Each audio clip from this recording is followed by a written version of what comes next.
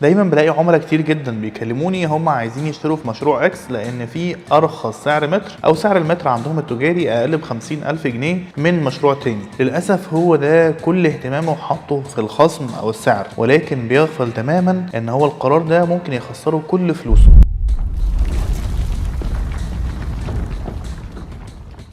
اهلا بيكم في برنامج استشاره عقاريه، والبرنامج ده هدفه ان احنا نشارككم اهم الاستشارات والاسئله اللي بتجيلنا يوميا بحيث انه يستفيد منها اكبر عدد من المستثمرين في العاصمه الاداريه الجديده خصوصا. اهلا بيكم، معاكم الاستشاري العقاري المهندس احمد رضوان، الرئيس التنفيذي لمجموعه شركات ARG. سؤال اتكرر عليا كتير جدا اخر فتره من فترات العاصمه الاداريه الجديده، بالذات في فتره ازدهار العقار في مصر كلها، والسؤال هو اشتري تجاري فين في العاصمه الاداريه الجديده؟ وفعلا هو سؤال مهم جدا. وبالنسبه للتجاري فالتجاري يساوي ترافيك، اهم حاجه في التجاري هو الزحمه، وتقريبا عمرنا ما نلاقي زحمه اكتر من وسط البلد، واللي هي في العاصمه الاداريه الجديده الداون تاون، وهي وسط البلد بتاعه الجمهوريه الجديده، وفيها اكبر تكتل تجاري واداري وطبي وفندقي في الشرق الاوسط 1364 فدان. طب احنا لو اتكلمنا على اول معيار بنختار على اساسه التجاري وهو الديستنيشن عندنا الداون تاون، عايزين نشوف حولها ايه. لو بصينا من الشمال هنلاقي عندنا الحي المالي، الحي اللي فيه كل الفروع الرئيسيه للبنوك الموجوده في مصر زائد مصلحه صك العمله والبريد المصري ومبنى البورصه. لو شفنا من شمال شرق الداون تاون هنلاقي كل الوزارات بتاعه مصر موجوده في المنطقه دي، ده غير مجلس الوزراء وغير مبنى البرلمان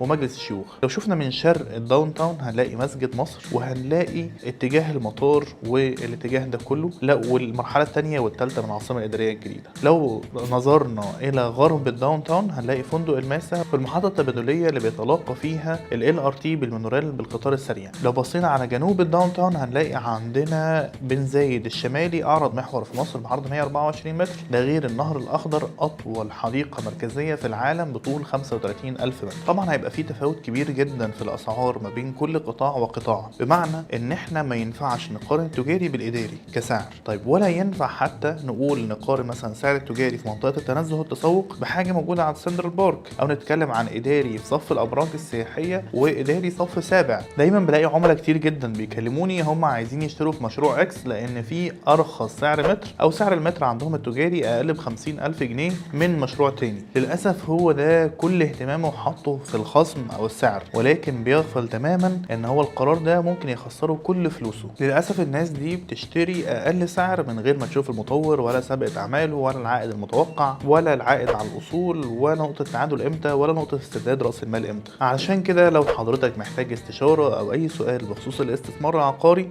تقدر تتواصل معايا تليفونيا او على الواتساب على الرقم موجود قدامك على الشاشه، وانا وفريق العمل من الاستشاريين العقاريين المعتمدين من شركه ARG هنكون في خدمتك 24 ساعه ونوصلك لاعلى قيمه مقابل سعر، كل ده بخدمه مجانيه بنسبه 100%. دمتم مستثمرين ناجحين. شكرا لكم.